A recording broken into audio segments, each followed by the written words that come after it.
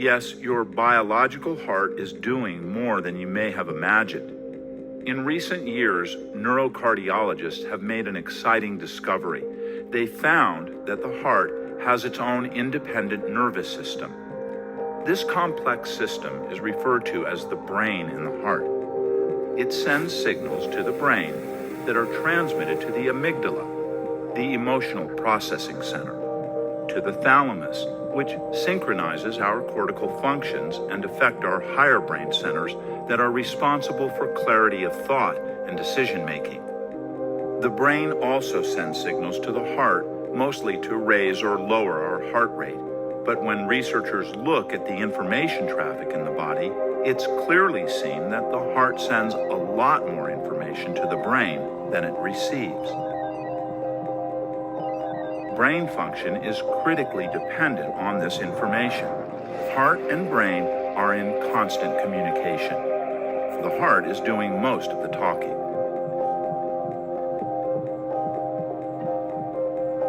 Here's another interesting scientific fact. The heart is an electrical organ, producing by far the strongest source of rhythmic bioelectricity. This energy goes to every cell in your body. Your heart produces enough electrical energy to create a magnetic field surrounding your body in 360 degrees, extending beyond the skin out into space, measurable about 3 feet outside your body. Magnetic fields contain information. We imprint our own magnetic field through what we're actually feeling, the emotions that we're feeling. But then it gets even more interesting. It's like, magnetic fields relate to one another. They exchange information. So how is my field affecting your field right now and your field affecting mine? And a great analogy for this is cell phones. The way this works is our phone is generating an electromagnetic field in this case. And the magnetic field is carrying that information, or voice, right, or the photo, or the text message, whatever. So when I talk about the magnetic field of the heart, it's the same thing. So we can fairly easily measure that not only are we radiating these magnetic fields, but our nervous systems are tuned to these fields and receive information from others. So what this means is that there's a very real energetic or magnetic communication system going on between people all the time. And another part of the reason I think the understanding the energetic communication that goes on between people is so important is in miscommunication. One of the greatest sources of stress between people is when we might be saying one thing, but our field is saying something else.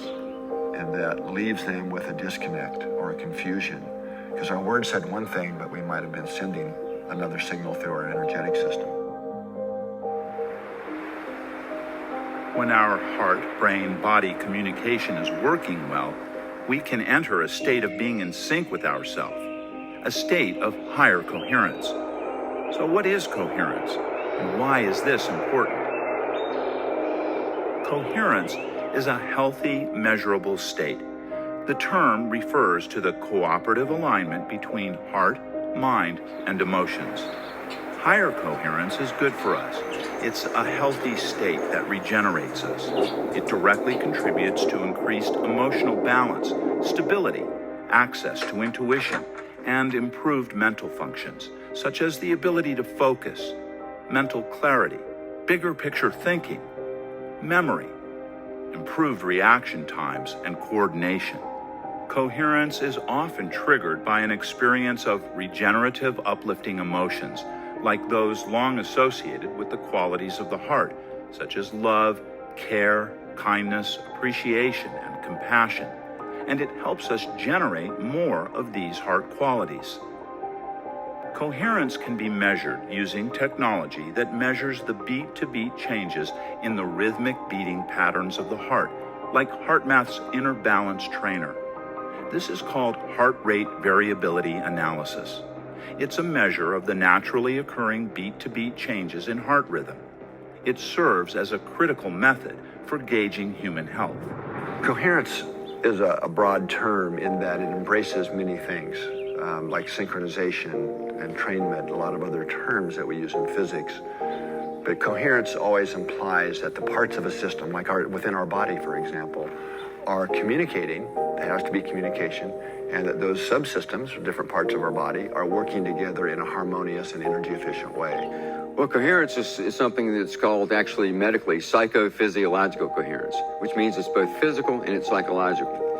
Physically, what's happening when we're in a high coherent state is all the major body systems are synchronized to an ordered rhythmic beating pattern of the heart.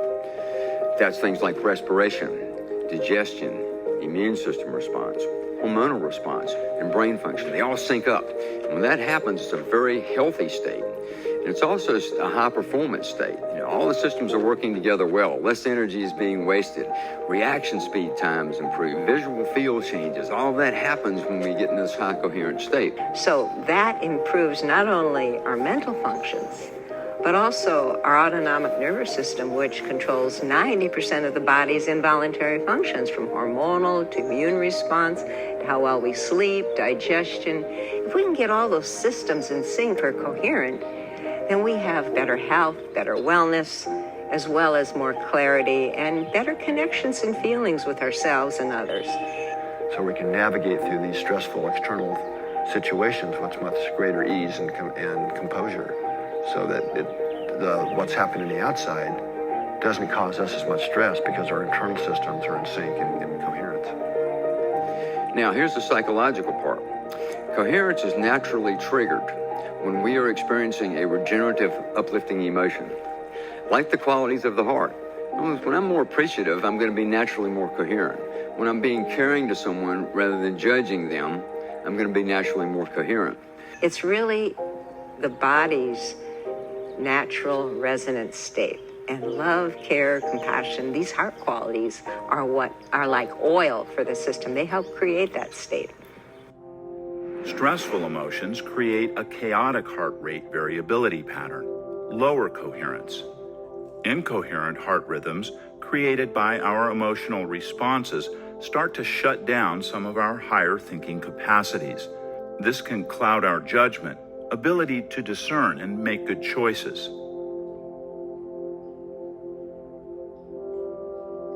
Sustained regenerative emotions create a smooth and ordered pattern which indicates high coherence.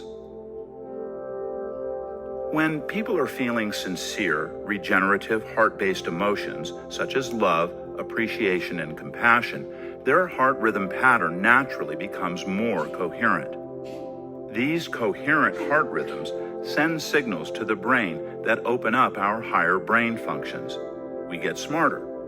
You see, your brain is a big winner when we're coherent. Practicing heart coherence for even a few minutes lifts your vibration, making it possible for your heart's intuition to inform your attitudes, discernments, and choices. You don't have to walk around in perfect coherence. The carryover effect gives you enough operational coherence to support balance, emotional poise, and flow in your day-to-day communications and activities. You can reboot using a heart coherence technique anytime your energy starts to drop during the day. Through this experience, you will learn how to shift from incoherence to coherence and gain better health, mental clarity, and the ability to feel better emotionally. It's not as hard as you might think.